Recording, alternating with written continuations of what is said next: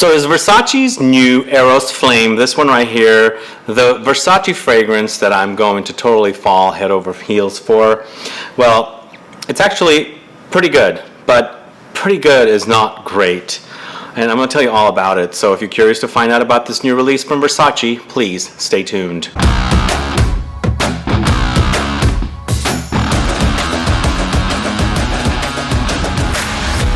Thanks so much for tuning in. This is Sebastian with Smelling Great Fragrance Reviews. I appreciate you tuning in today, and if you love finding out about new fragrance releases like Versace's new Eros Flame, discovering new brands, participating in giveaways, and you still haven't subscribed to my channel, please click the subscribe button below and also click the bell so you'll be notified for future videos and giveaways. Now this has been actually out at Versace boutiques for quite some time. I give it probably about 3 months ago is probably when we started first hearing about it. And while I was in Europe, I picked up a bottle because they had just put it out. Last few days I was in the UK just before I came back. I bought it at a discount, and it worked out to be about $95. I paid in pounds, but they were having, I was at Harrods, and Harrods was having a 10% off promotion, so I decided to just go ahead and buy it, just because I absolutely love the color of the bottle, and I wanted to give it a try because I've been let down with Versace fragrances, and I was never really a fan of the original Eros. It's something about the Versace releases, this one, Eros, and then a few others. Very, very hard to distinguish notes because everything seems ultra blended, and it comes off very, very soupy, if that makes sense. Whereas when I smell fragrances, other fragrances, I can kind of distinguish notes, but here it just seems very mashy. I don't know if that's the right word to use, but I actually really like this one compared to Dylan Blue, which came out a couple of years ago, and of course Eros from several years ago. But let me tell you a little bit about this. So Eros Flame is a 2018 release. It is just now making it on its way into the stores. As I said, this was just put out a few days ago before I left to come back home. So it was an exclusive at one of the stores. I believe it was Harrods, and I bought it there, and I think it was exclusively there. I don't think I saw it at Selfridges, so I grabbed it, as I said. So it comes in EDP Eau De Parfum concentration, and as I said, the price was around $95 converted. So if you wanted to pick this one, I think it'll get sold at suggested retail around $95. I'm assuming Macy's is going to have the exclusivity on this for a while, or one of those department stores. Currently, you can buy it at Versace.com. Although no, you can't buy it at Versace.com. You can buy it at Versace boutiques. Don't quote me on the Versace.com. I didn't see a place to buy it. There was also no prices there. It just gave me some options to buy it at the boutiques. Here in San Francisco, I don't have a Versace boutique. The Versace boutique's been closed for quite some time, so I couldn't walk into a store and grab one, but I think you can go to the Versace boutiques. I'm assuming there is one in Beverly Hills. There probably is one in Las Vegas as well, and then of course New York and all of the other cities.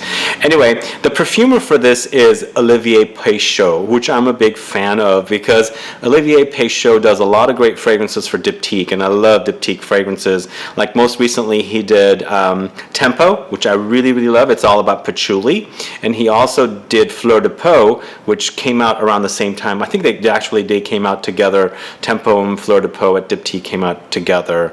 He did those two fragrances for Diptyque, and he's also done many other Diptyque fragrances. If you look him up, you'll see a long list of Diptyque fragrances. And he also did one of my favorite fragrances from Parfum de Marly, Herod. So I love this guy's perfumes, and I wanted to discover this one and find out about it. So when I bought it, I did smell it at Harrods.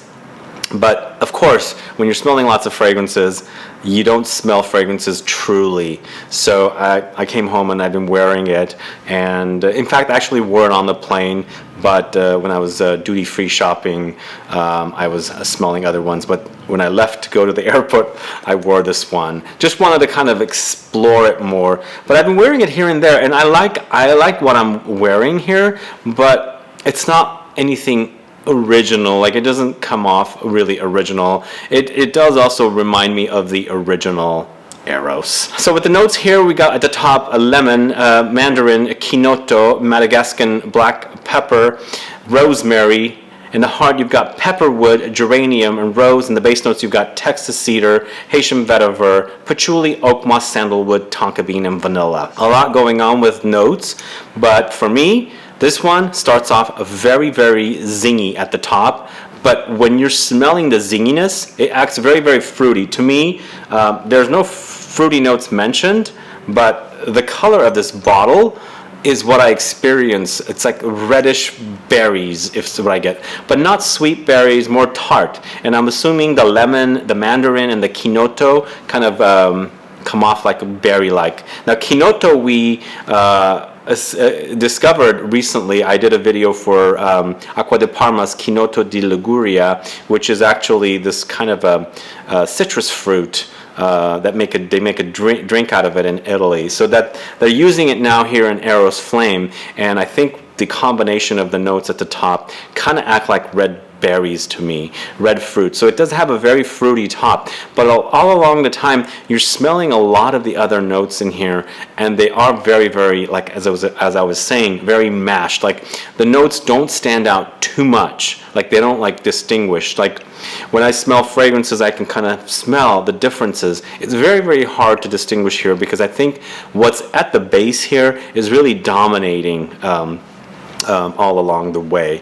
But dominant note of mandarin orange is big, and I think what is at the base here, the tonka bean, is really, really overpowering the fragrance, because I can totally pick up that tonka bean. Even though it's at the base, it's such a strong note in this fragrance, you can smell it at the top. Even though you have that red berries, the fruitiness, the tonka bean just kind of takes over. You also have a pretty dominant vanilla here, so it's very vanillic, tonka bean and fruity notes at the top. But in the heart, you experience a little bit of the pepperwood. It does get a little bit woody, and pepperwood is actually, I'm assuming, it's a synthetic recreation of a note. It's not necessarily, there's no pepperwood note in nature. So especially since when I see the word pepperwood, I see TM next to it as a trademark.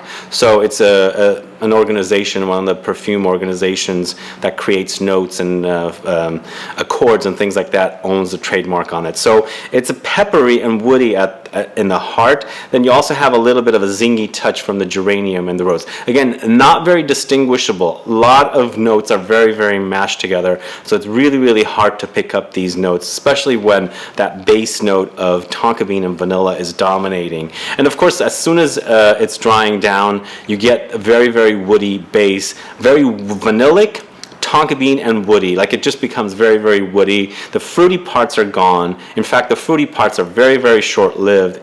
I don't experience it throughout. But it's a pretty solid release, I think, for men. I like this one more than Eros in general, because Eros was more citrus vanilla to me in tonka bean. Here, of course, the woody notes as well. But here, it's just very, very unique at the top with that fruity touch.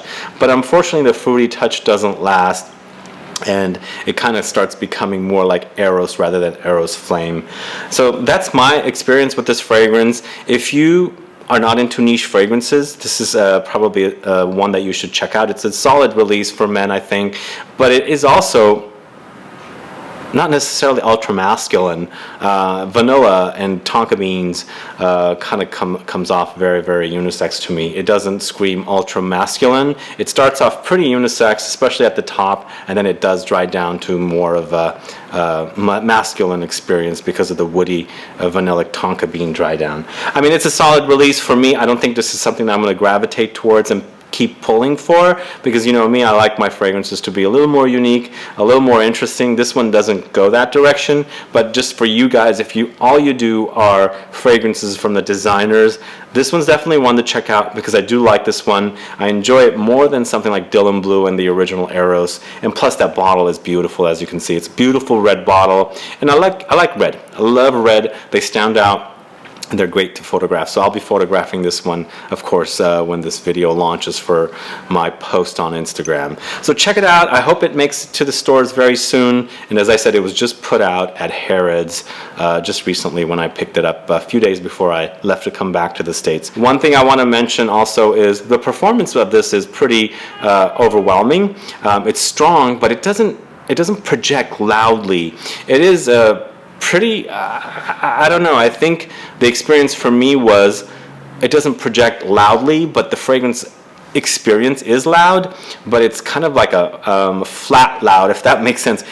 Sometimes when there's loud projection, you can leave a big cloud. The sillage with this is not very big to me, and the several times I wore it, I wanted to pick up whiffs of it as I'm walking around places, and I couldn't. But it does have great longevity, and it sticks on you for quite some time. So it's a solid release, I think, especially with the performance, but it's not a loud fragrance. It doesn't have that loud projection and sillage with this one. So anyway, guys, have you tried Eros Flame from Versace? Are you a fan of this, or are you waiting to check it out because it hasn't made it to the stores yet?